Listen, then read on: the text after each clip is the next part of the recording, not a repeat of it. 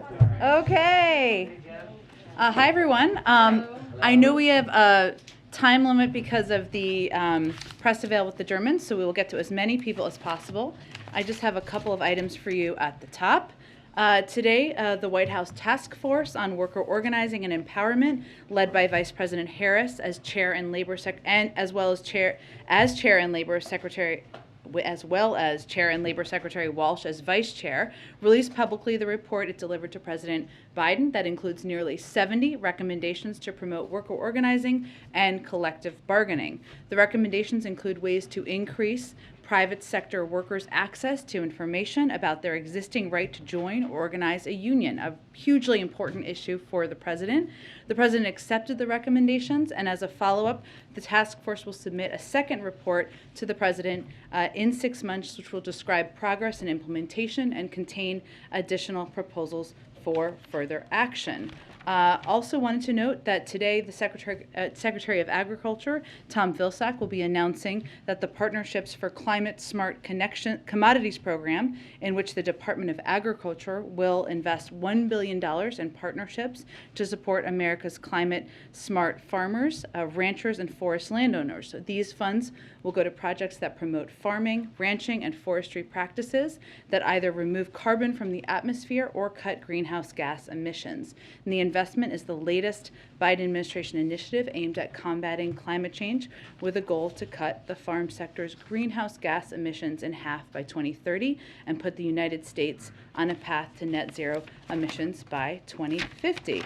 Finally, I wanted to note I have a Team USA water bottle out here today and a Team USA pin out here today. As you all know, we made a decision, the United States, not to send a diplomatic or official delegation to Beijing, given the PRC's ongoing genocide and crimes against humanity in Xinjiang and other human rights abuses. And that was a clear statement and a clear policy made by our government.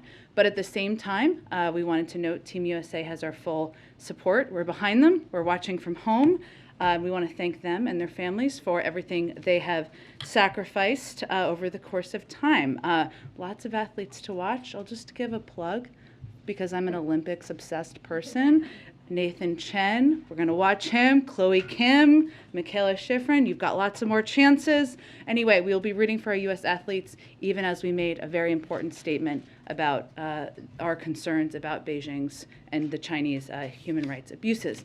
With that, let's go ahead. Colleen, kick us off. Okay, so regarding Dr. Lander, I wondered if he should have been reprimanded more strongly given the president's pledge on his first day in office to, fire anybody who mistreated their employees. Well, let me just give you an overview of what we have done to date, and I know there may be more questions on this, of course, which we welcome. The President has been crystal clear with all of us about his high expectations of how he and his staff should be creating a respectful work environment. One of the steps we took early on in the administration was to institute a safe and respectful workplace policy across the executive office of the president, something that was done early on. It was because of this policy and this process that when the complaint was filed, a full and thorough investigation was conducted pursuant to that policy. In addition, following the conclusion of the thorough investigation into these actions, senior White House officials conveyed directly to Dr. Lander that his behavior was inappropriate and the corrective actions that were needed, which the White House will monitor for compliance moving forward. I'd also note that Dr. Lander also sent a message to his staff outlining some of the steps he's intending to take to build a respectful work environment, and certainly we would encourage those. And again, the senior team will be watching for compliance to these steps. It looks like he's had a history of, possible mistreatment of his employees over a long period of time. How can you be sure that this reprimand will stick? Well, I would just reiterate again that, let me start with the first part of your question. Each nominee undergoes a thorough vetting process as a part of their nomination and confirmation process. And of course, we look carefully to ensure each candidate's suitability for the role. they're chosen for. Dr. Lander's record was thoroughly examined as a part of his confirmation, and he received bipartisan support, including final confirmation with a voice vote. But again, once we were made aware of the complaint, we launched a thorough investigation, and compliance with the recommendations will be required in this regard. Go ahead. Thanks, Jen. On Ukraine, Zelensky's office said yesterday that a diplomatic solution seems much more likely than war. And then we saw Jake Sullivan say yesterday that an invasion could come at any day. Can you help us square the difference here and why there still seems to be such a stark difference in assessing the threat? Well, what our national security advisor also conveyed during some interviews with a range of your networks yesterday was that we're pursuing a two-track approach, which includes deterrence and diplomacy, but that we are ready either way for whatever decision President Putin might make. And we don't have a new assessment of his decision and where he stands on it. We also need to be prepared. Being prepared is exactly what we can do from the U.S. government in coordination and in partnership with our NATO allies, our partners in Eastern Europe, and of course the Ukrainians. And that is what we're focused on. So we don't actually see it as a conflict. Is Kiev wrong then on this? In terms of the preparations, The or diplomatic solution being more likely than war? It seems hard to square that with Sullivan saying that an invasion could come at any day. well, I think we certainly would prefer a diplomatic solution. I think that's everybody's preference and everybody's hope. But again, this remains up to President Putin to make a decision about which path he is going to take. We don't have an assessment of that. So what our focus is on is preparing for a range of contingencies, including in coordination with the Ukrainians, making sure they have the supplies they need, the humanitarian assistance they need, the security assistance they need, and we're doing that consistently, even while we are closely watching the buildup of troops on the border. Switch topics, if I may. Delta's CEO is asking for the administration's help in creating this no-fly list for unruly passengers. Is that something the administration supports? I have not had a chance to talk to our team about that. I can see if there's any opinion on that from here. Okay, and quickly, a housekeeping thing. Do you have a sense of when the president will start meeting with SCOTUS candidates? And if any of these meetings happen in Delaware, where there are not visitor logs, does the White House pledge to disclose that those meetings took place? Well, I think at this point, I don't have any more details about the process to outline for you. As you know, what the president's been focused on over the course of the last several days is reviewing and consulting with internal team members on a group of qualified nominees. He also has been engaging, as you all know, with Democrats and Republicans and consulting closely as a part of the advice and consent part of the role of picking a nominee to move forward. After last week's meeting with Chairman Dermott and Ranking Member Grassley, the President and Vice President and their senior teams, including White House Counsel Dana Remus, have also spoken with a range of additional members of Congress and outside legal experts, and that engagement will continue. There is, of course, a vetting process that takes place. We have not outlined that in detail from here, and of course, we will venture to be as transparent as possible, even as we are working to protect the process as the president's making his decision. Go ahead. Thanks, Jen.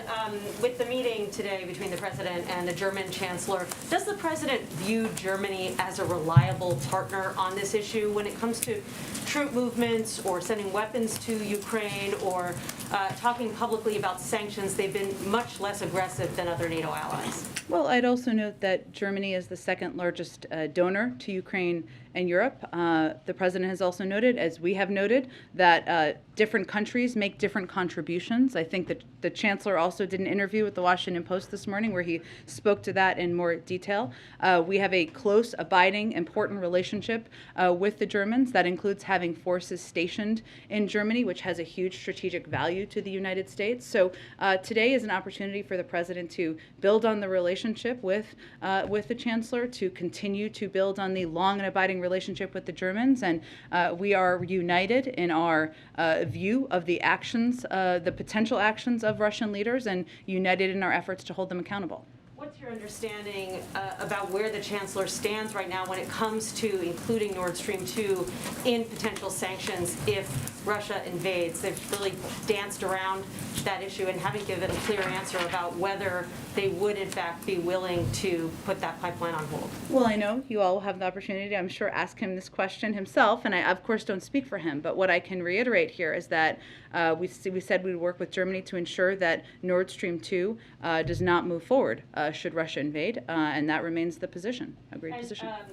Emmanuel Macron's meeting with President Putin today, and Chancellor Scholz will be meeting with him in the coming weeks. So has President Biden asked either of them to deliver a message to Putin when they meet with him?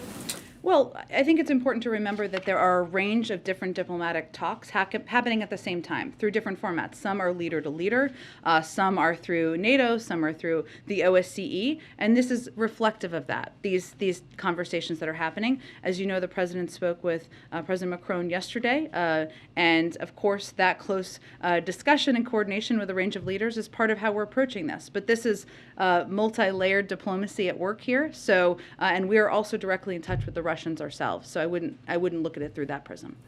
Go ahead. Thanks, Jen. You guys said in the background call that part of the discussion with Germany today was about continuing to prepare this robust sanctions package, but we've been talking about sanctions for months. So if Germany is as aligned with its allies as you all are conveying, why isn't this sanctions package already complete? Why isn't that done already? In terms of figuring out what it looks like. Our internal sanctions package, or what sanctions package? Because you've said consistently that the sanctions that you're preparing are in close consultation with allies, including Germany. And that conversation is, obviously happening again today as we're getting warnings that Russia could, at any moment, take significant action. So the discussion about sanctions has been over the course of several months. Mm-hmm. Why isn't it done yet? If Germany is as on board with the rest of the NATO alliance as they're projecting to be. Sure. Well, Jackie, I mean, as we've said before, one, I think there is alignment that we will work with Germany to ensure that Nord Stream 2 does not move forward, which is obviously a key point of discussion. I'd also note and reiterate that it's not operational at this time. There's no oil flowing through the pipeline. That has been a key point of discussion, and that is agreed to. I would also reiterate what we've said in here in the past is that well, we have our own sanctions package prepared, which we've been consulting with and briefing members of Congress on, and others do, and we're united in the effort to put forward an economic sanctions package that has significant consequences. As our European partners, it doesn't mean it's identical. So, one point to clarify, you said that is agreed to on Nord Stream 2. Just want to clarify, are you saying that the Germans have committed not to bring Nord Stream 2 online if Russia invades? Well, again, I'm not going to get into the private diplomatic conversations, but we have said a number of times that if they invade, it will not move forward. And then I wanted to ask about Dr. Lander again. I know you got a question on this earlier, but does the fact that Dr. Lander has a job still cheapen the president's promise to fire anyone who treats colleagues with disrespect on the spot? Well, again, I would just reiterate that the president takes his commitment to having a respectful work environment incredibly seriously, and it's something that he conveys clearly to all of us on a regular basis. That is why we put in place a safe and respectful workplace policy, which is the process through which this thorough investigation proceeded through, and the process through which, again, that there was an internal investigation. Dr. Lander, obviously, his behavior was inappropriate and corrective actions needed to be taken, and that was clearly conveyed through this process. And he will be held to account for delivering on that. And real quick, one third topic. We got announcements that in Delaware and New Jersey, the governors are going to be ending mask mandates coming up pretty soon. What is the White House view on these kinds of announcements, given that in Virginia, Governor Youngkin faced a lot of pushback from Democrats for making similar changes to the mask policy? Well, they weren't actually that similar, because what happened here in New Jersey and a couple of other states you mentioned is that they pulled back the requirement. They didn't make it more difficult for schools, school administrators, local officials to keep requirements that they made a determination would keep their schools safe. Go ahead. Do you expect that President Macron and President Biden will have a follow-up conversation so that he can relay any sort of impressions that he got from his face-to-face meeting? And would you commit to letting us know if that conversation happens? We certainly would. On the latter, I would say that, as you know, the president spoke with President Macron just yesterday. Again, there's multi layers of diplomacy happening at many times. Sometimes those readouts happen at the Secretary of State level or National Security Advisor. But I can assure you we are in close contact with the French, of course, the Germans, and all of our NATO partners and allies. At the Pentagon, John Kirby has talked about the possibility of additional U.S. forces being moved to Europe. Has the president requested any additional recommendations from Secretary Austin? Is he reviewing any other plans along those lines? I would just say that we are in constant contact, of course, with the Defense Department, but also with our NATO partners about what their needs are. So I don't have anything to predict for you other than to reiterate what was said last week, which is that we leave the door open to that possibility. So that's an active possibility at this point? It always has been. And I would remind everyone that there are thousands of troops that are in Eastern European countries as a part of our NATO alliance. So this is to bolster up the troops that are already there. Go ahead. Back on the mask mandate question in New Jersey and other states, the CDC is still recommending universal masking in schools. That's correct, and that still remains our recommendation. So are you pleased with and fine with the New Jersey governor's decision? Again, our advice to every school district is to abide by public health guidelines. It continues to be at this point that the CDC is advising that masks can delay, reduce transmission. There are also a number of other mitigation measures that we've put in place, but that continues to be CDC guidance. It's always been up to local school districts to determine how they implement. What does it say then that a governor like Phil Murphy, who's been so closely aligned with the policies of this administration, would get ahead of the medical experts and say, never mind what they say, school districts, you decide? Well, it's always been up to school districts. That's always been our point of view and always been our policy from here. And our policy from the federal government is to continue to advise everybody to abide by public health guidelines. Do you think it signals that perhaps the public believes it's time for a change in the federal guidelines, the CDC's guidance? Well, we certainly understand and have seen in polling that the public is tired of COVID. We understand that. So are we. And there has been some good signs recently where there has been a decrease in hospitalizations around the country. And again, we're in constant touch about what it looks like moving forward. But our responsibility as the federal government is to rely on the data and the science that is being analyzed by our public health experts, and we'll continue to rely on that for what recommendations we're making. Go ahead. Yeah, a couple things.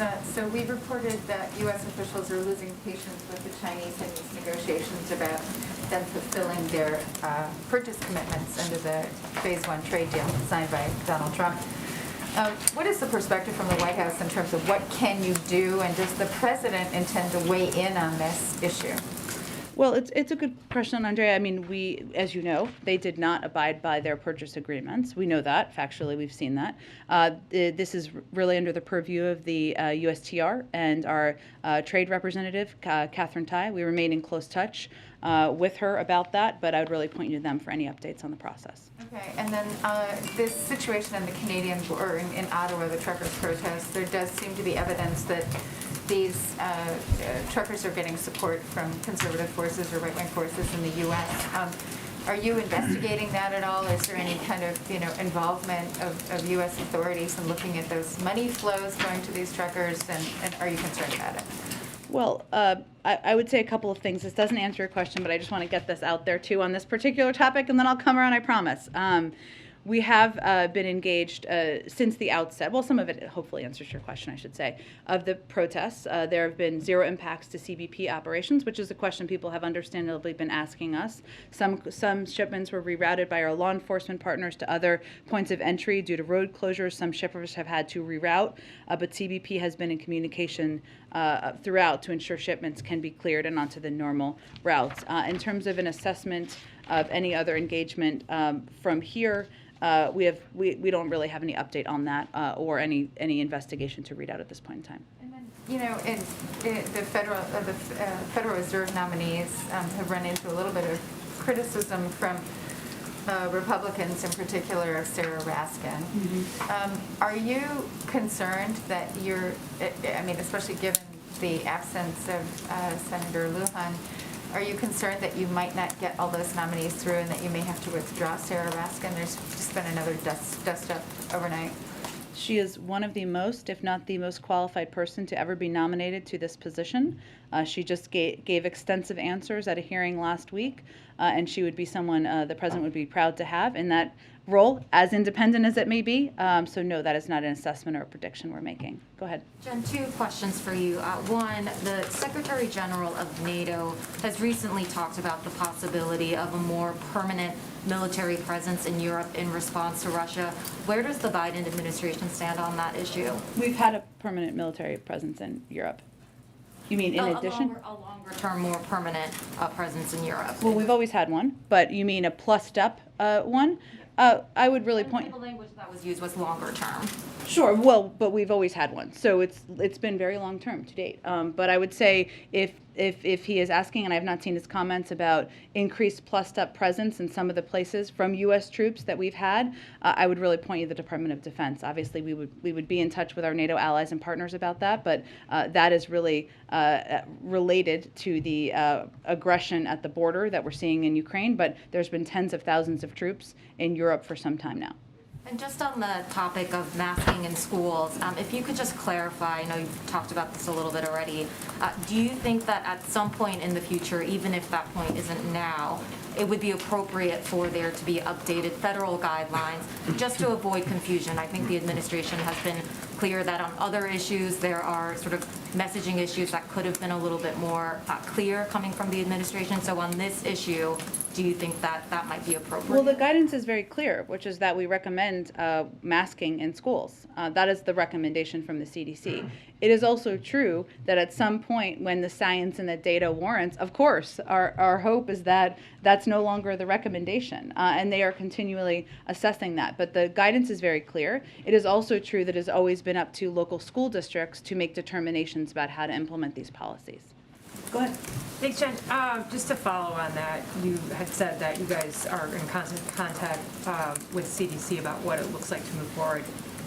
Can we expect the president to provide some sort of roadmap for how states can transition out of a state of emergency, kind of akin to what he did with the winter strategy? We're in constant discussion internally about the moment we're in as it relates to COVID. And of course, as the president said, I think during his press conference just 2 weeks ago, a week and a half ago, we certainly don't see this moment now as the new normal, right? But we want to get to a point where COVID is not disrupting our daily lives. And I'm sure you will hear more from the president about that. But we're constantly discussing that internally. Can I ask one more just for a colleague? The Education Department announced Friday it was going to withdraw its appeal for a $100,000 student loan forgiveness court decision. Wondering if you could shed any light on why the Biden administration reversed its decision to appeal the case, and if there's any plans to fight other bankruptcy cases. I would really point you to the Department of Education, the Department of Justice potentially, but I will check and see if there's anything more we can offer on that from here. Go ahead. Got one more on masks. I was wondering if I could just ask it this way. Sure. The president's wife is an educator. He just heard from governors across the country last week, many of whom were saying, this is enough, it's time for new normal. Where is he on this after taking all of these inputs? Well, the president is not a private citizen. He's president of the United States, right? So So I'm asking you. Well, but I guess I'm saying it's different than asking kind of a person on the street, right? I mean, I'm just, it is different because he is the president. He needs to project what the data and the science is telling us. And the data and science, where we get that guidance from is the CDC and our health and medical experts. Their guidance continues to be that in schools, people should mask up. So that is what we are continuing to convey and recommend. And then can you tell us any more about where he will be going on Thursday? Not quite yet, but hopefully, maybe by the end of the day, we hope to have some more details very soon. Sure, go ahead. Thanks, Jen.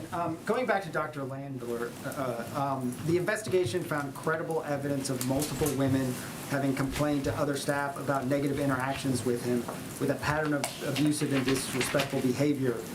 Again, the president, at the outset of this administration, said, I will fire you on the spot, no ifs, ands, or buts. So why is he not being fired? Well, Matt, let me first say that no one is suggesting that this behavior is acceptable. Quite the opposite. And that since he made the comment he did, which I think was one of the first few days in office, if I remember correctly, we put in place this safe and respectful workplace policy to ensure there was a mechanism, right, to conduct investigations as was conducted in this case.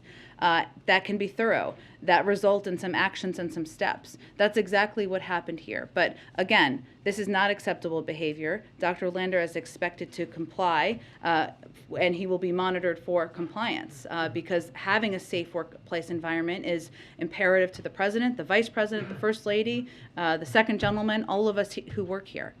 But are there ways in which he's being held to account if he's not being fired? Well, again, as I outlined a little bit earlier, but let me reiterate a little bit. In addition to a full and thorough investigation, it was conveyed through meetings with senior White House officials directly that his behavior was inappropriate, corrective action was needed, and we will monitor for compliance to those actions that were required. Again, I think you may have also seen, or it was reported, that he also sent a note to his staff conveying his commitment to abiding by that, and we certainly hope that that is the case. It doesn't sound like a zero tolerance policy, if that's the case. Well, our objective and the president's objective is to prevent this behavior from ever happening again. Go ahead. Thanks, Jen. On the Supreme Court, Sure. I wanted to ask about the president's efforts to engage with Republicans. Sure. And whether that's the best use of his time, considering what he has said about the public not wanting him to be the president's senator. That is true, and I think he has not been the president senator over the course of the last period of time. It's also true that he takes his role as president and going through the process of selecting and nominating an eminently qualified nominee very seriously. And in his experience as the former chairman of the Judiciary Committee, that includes consultation with key members of the Senate, and that is an important part of the process in this case. I think what he was referring to in those comments was hours and hours and hours of endless closed-door meetings as it related to negotiating through the course of the fall. But this is an opening to a lifetime appointment, an opening on the Supreme Court, which is a lifetime appointment, something the president takes very seriously, and consulting with Republicans and Democrats is an important part of that process in his view. On Nord Stream 2, you've made clear the administration's position. I did want to understand, though, is the administration ready to take some type of action without Germany to stop Nord Stream 2? I understand your question. I just am not in a position to detail further other than to convey that it will not move forward if Russia invades. On Dr. Lander, if I may. Sure. Can you talk about what some of the specific corrective changes that were ordered, what some of those were? And also, has the president spoken with Dr. Lander since the investigation was completed? And is he worried about this overshadowing Moonshot?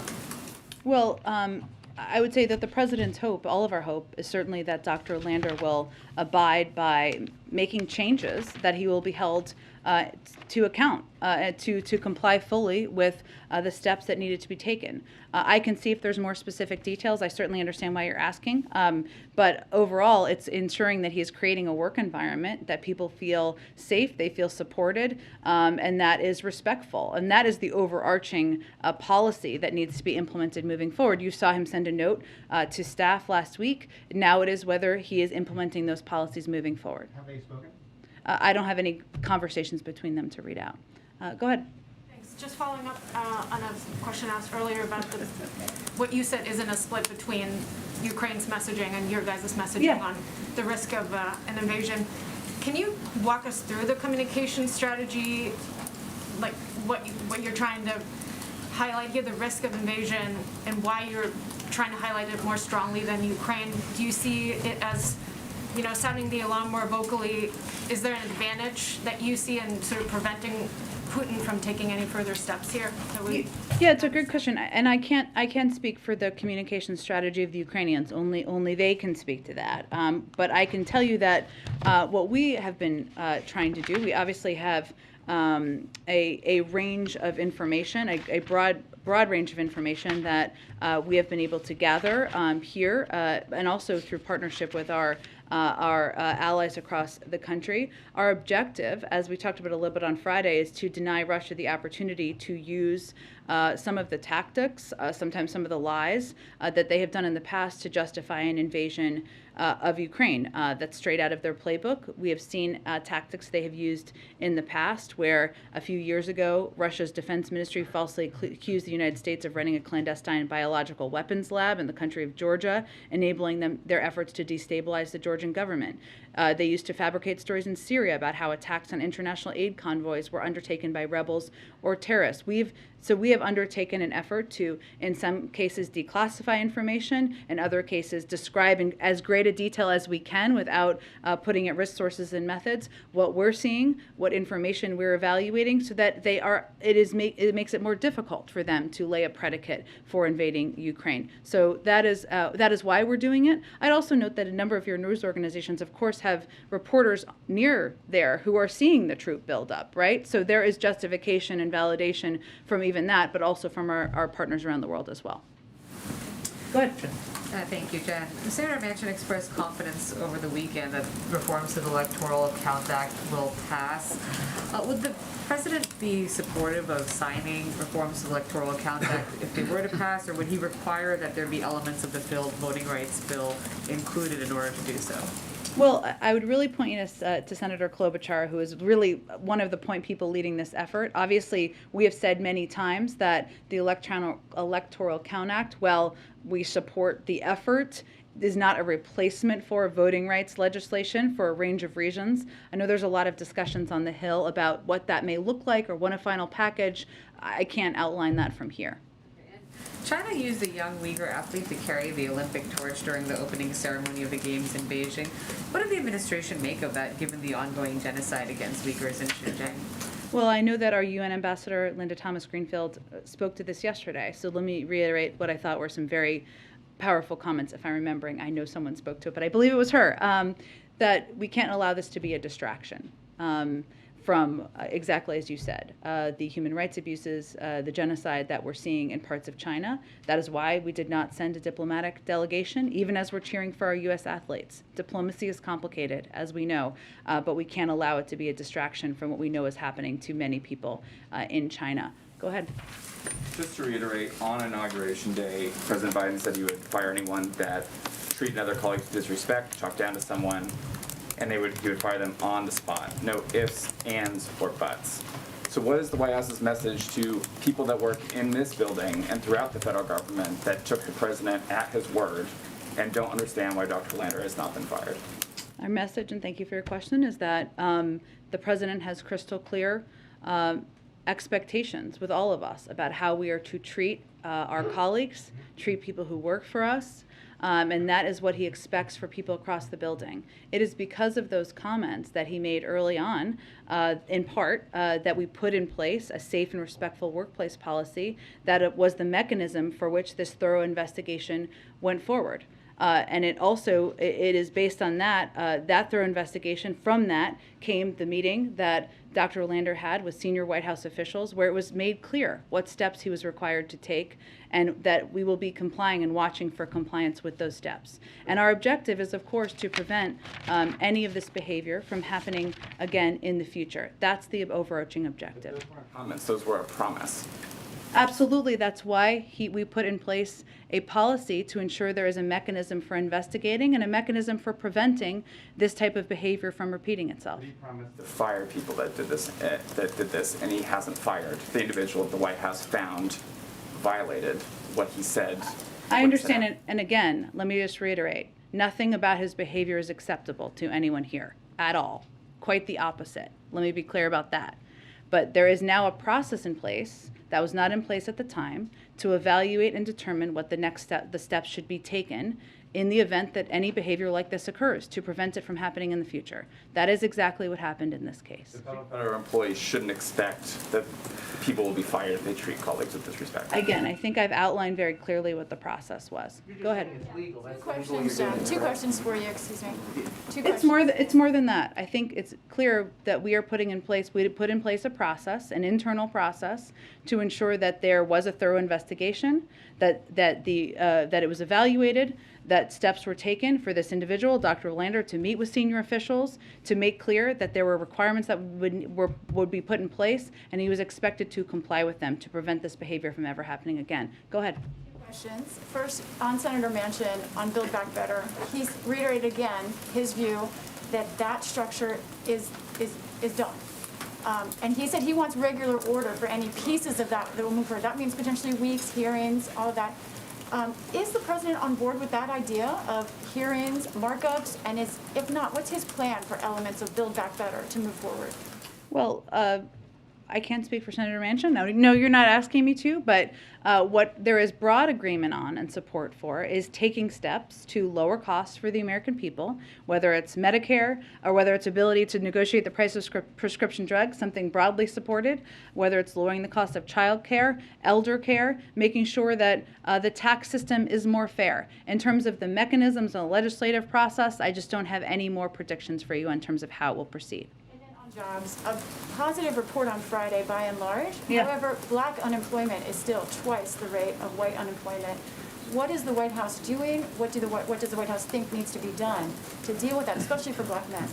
Well, I would say it just is a reminder that there's still, as much as the president oversaw the largest creation of job creation ever in 1 year in American history, it means there's more work to be done because there are still a lot of work that needs to be done to level the playing field, to ensure that small businesses have the assistance they need, including black-owned small businesses, that we are doing everything we can to ensure there is opportunity for a range of parts of the economic world.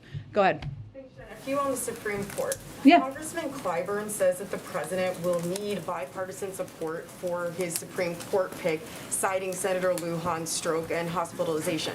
Is it the White House's position that Republican votes would be helpful in the Senate, or do you view them as necessary? Well, we've, I think, conveyed from here that we haven't set a deadline for when a vote should be. We have said we want it to happen as expeditiously as possible. We have also said, and I'll reiterate, that because the president has every intention of nominating an eminently qualified black woman to serve on the Supreme Court, that this is a person who should warrant bipartisan support. And that is certainly what we hope for. Speaking of the timeline, the president has said that he intends to make that announcement by the end of the month. Has that timeline shifted in any way? Might he make this announcement before President's Day weekend?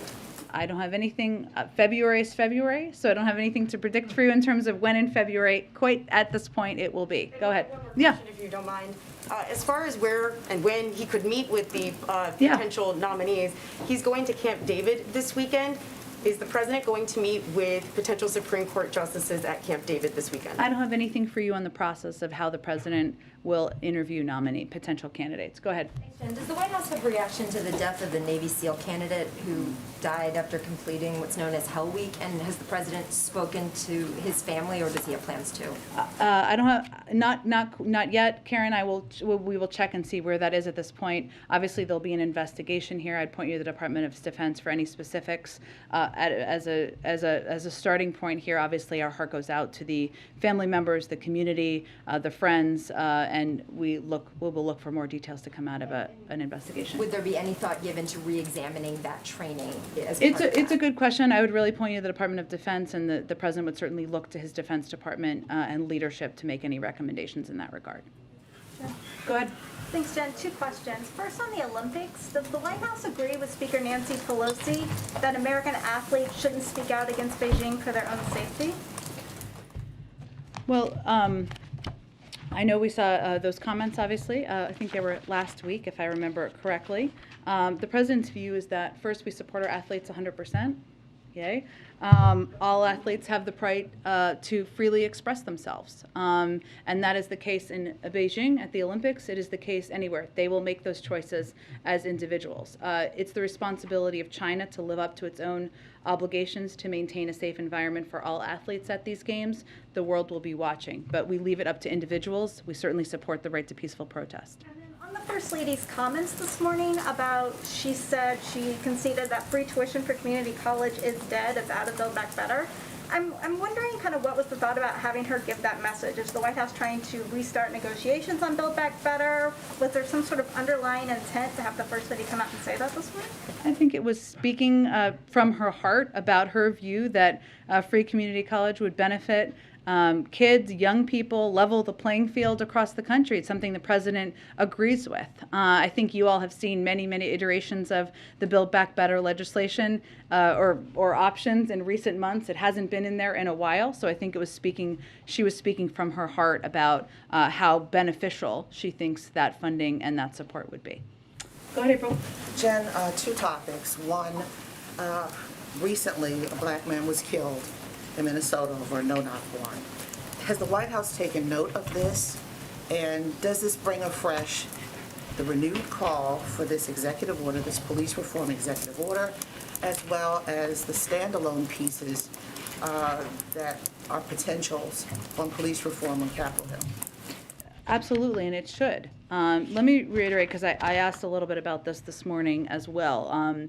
So, one, let me first say that we mourn the tragic death of Amir Locke, and our thoughts and prayers are with his family. The President's committed to ensuring fair, impartial, and effective policing and keeping our communities safe. These goals go hand in hand, in his view, with what we can achieve by building trust between the police and communities they serve. So back in September, Attorney General Garland issued a new policy imposing restrictions on the use of no-knock warrants, chokeholds, and carotid restraints by federal agents. Obviously, that's for federal agents, so that's limited, not to local. But I know you follow this closely, but for others. President Biden, the reason he has been such a strong supporter, one of the reasons, of the George Floyd Justice and Policing Act is that it would further restrict the use of no-knock warrants across the country, incentivizing funding by using funding as an incentive. We have been engaging with, as you know, civil rights groups, a number of law enforcement groups, all agree on the need to reform the use of no-knock warrants. There's a lot of agreement on that to keep both citizens and law enforcement officers safe. And the President is examining the possibility of extending those restrictions to other federal agencies through executive actions that he would have the power to do. I think you all saw Susan Rice convey last week that we're not there yet. We want to make sure we do any action through the administration the right way and it's thorough, but certainly that's part of what's being looked at. And on the second topic, there is a serious shroud of secrecy around the nominees for Supreme Court, understandably. And I've got two questions on this. One, what's traditional about the process? And then what is very unique to the process because of the historical nature? If you can tell us, and I'm sure you can give us something. No, it's a good question. It's a very thoughtful question. I was just trying to there you go. I walked right into that one. What I think is unique in this moment is that the President is someone who has served as the chairman of the Senate Judiciary Committee, as the vice president when there were a number of nominees, a number of historic nominees who were nominated and confirmed by the Senate. And he takes the process and the seriousness, the need for it to be thorough, he's very focused on it. I don't know that that's unique. Obviously, every president, I would hope, takes the process seriously, but he also takes, there was a question earlier about this, the component about advice, part of it very seriously in terms of consulting with Republicans and Democrats in the process. What is unique about this moment? I want to read your article about this to hear what you have to say. Already. Okay, your next article about it. I think it's safe to say that there are some criticisms that have been out there without any names being confirmed that are unique to having the possibility, the likelihood, the plan for a woman of color being nominated for this position. And the types of language that are used by some to describe who the president might pick as a nominee are unique to that. And you just spoke a moment ago about advice on his nominees. We know the internal advice, particularly from the counsel's office as well as the vice president. Yeah. But external. When is the last time that the president talked to Anita Hill? To Anita Hill? Yes. I would have to check on that for you, April. Is she part of this process? Because we know we know that he talked and they had a very real conversation before he, became president-elect. Sure. Is she, I want to know, when is the last time he consulted with her? And if she is part, because the names of those who are on the outside are dribbling out. And is she one of those? And he respects her opinion. I will check with our team who are overseeing the process, and you're familiar with who that internal team is. I know we probably have to wrap up soon here. Go ahead. Yeah, two things on gas prices. So President Biden has said with oil prices that he released the strategic petroleum reserves, and that brought down prices. Actually, on that day, the price of oil actually rose, and it went down for the Omicron variant as the fears of lockdowns. Today, oil prices are $91, more than $91 a barrel. Is there any consideration in the administration to reversing any of the policies or regulations or removing some to encourage more drilling in the U.S. for future demand? Well, let me tell you what we are doing. Of course, we tap the Strategic Petroleum Reserve. Sometimes that takes some time to be digested into the system. We've also worked with a number of countries around the world to do something similar. We've been engaged with OPEC nation countries about the need for the supply available to meet the demand. We've also called out the record profits made by oil companies, which should not be lost as an issue as consumers are looking at the price that they are paying at the prices they are paying. And then I would also note that you should check with oil companies on whether they are tapping into all of the land leases they have available at their disposal. I don't believe they are. What about encouraging the investment in drilling in other places in the U.S.? Again, I think the president's view is that it is a huge advantage to us to be a leader in the clean energy transition. And over the course of years and decades, we've become a clean energy superpower because ultimately that's not just where the jobs are, it's where the strategic advantage will lie in 10, 20, 30 years. I would note again, and you can ask the oil companies this, there is land they're not all drilling on. Every lease is not used. I'd encourage you to ask them that question. Go ahead. Approval rating continues. Go ahead in the middle. Is this time for him to do a shake? Let me just finish. I think we just go ahead in the middle right there. This is the time for the president Simon, to do a shake-up let me just have him ask his question, okay? Go ahead. People seem to be sending him a different message. The question, quickly back to Nord Stream 2. We know the American position to that. You made that crystal clear. Did the president know the German position before the talks in the Oval Office began? Well, again, I'm sure this will be a part of the discussion. I would bet someone will ask about this when we're having a press conference in just a little bit here, but what I can just reiterate is that it will not move forward. Quick question to President Macron's visit in Moscow today and the Minsk agreement. What is the White House's position on the question of autonomy or more autonomy for the different regions in Ukraine? For instance, the Donbass with the majority Russian population. Should they have an increased say in the Ukrainian national politics, including the question of which alliance Ukraine wants to be a member of? Again, our position on this has not changed. Obviously, the Minsk agreements is part of the discussion, as has been reported, between President Putin and President Macron. We'll wait for those discussions to conclude, and we certainly support any means of diplomatic engagement. All right, thanks, everyone.